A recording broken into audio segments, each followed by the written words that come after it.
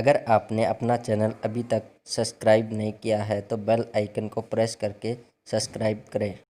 मैं शहीद सम्मान समृद्धि मंच से सभी भारतवासियों को जानकारी देना चाहता हूं। आज का विषय है भारत के दूसरे राष्ट्रपति डॉक्टर राधाकृष्णन का जन्मदिन है। डॉक्टर राधाकृष्णन का जन्म 5 सितंबर 1888 में हुआ था। वो पहले एक शिक्षक थे।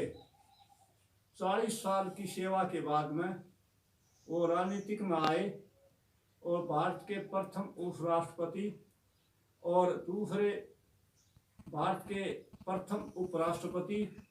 और 1963 में जब 27 फरवरी 1963 को डॉक्टर राजेंद्र प्रसाद की मृत्यु हो गई, उसके बाद में वो भारत के दूसरे राष्ट्रपति बने। वो भारत के सामाजिक सांस्कृतिक उत्कृष्ट विचारों के और शिक्षाविद, प्रखर वक्ता और दर्शन शास्त्र लिखा। जो एक शिक्षक के रूप में जितने भी गुण मौजूद थे उसमें ही थे। और उनकी 17 अप्रैल 1975 में उनकी मृत्यु हो गई थी। उसने मृत्यु से पहले कहा था कि मेरा जन्मदिन है वो एक शिक्षक के रूप में मनाया जाए और उसके ऊपर अवार्ड दिया जाए। इसलिए 5 सितंबर को शिक्षक दिवस के रूप में मनाया जाता है। जो भी अध्यापक अच्छा काम करता है उसको इनाम दिया जाता है, तो उसको स्टेट अवार्ड भी बोलते हैं, नेशनल अवार्ड भी बोलते हैं। तो 17 अप्रैल 1975 को उनका बलिदान दिवस है। उन्होंने दर्शन शास्त्र भी लिखा है, एक ग्रंथ। भारतीय संस्कृति के ओतप्रोत थे और एक हिंदू विचारधारा के विद्वान थे। आज हम उनको इसलिए याद करते हैं कि वह सादगी से भरपूर थे। उनसे मिलने के लिए कोई भी आते थे तो वो सादगी से पेश आते थे। एक बार डॉक्टर राधाकृष्णन इंग्लैंड में चले गए। इंग्लैंड वाले उनसे हंसी करने लगे। उन्होंने कहा कि भारत के लोग तरह तरह के रंग के होते हैं। तो डॉक्टर राधाकृष्णन ने कहा कि गधे तो एक रंग के होते हैं, घोड़े अलग अलग नस्ल के होते हैं। इसलिए घोड़े अलग अलग नस्ल के होने से हम भारतीय हैं, वो घोड़े हैं। तो वह हंस पड़े।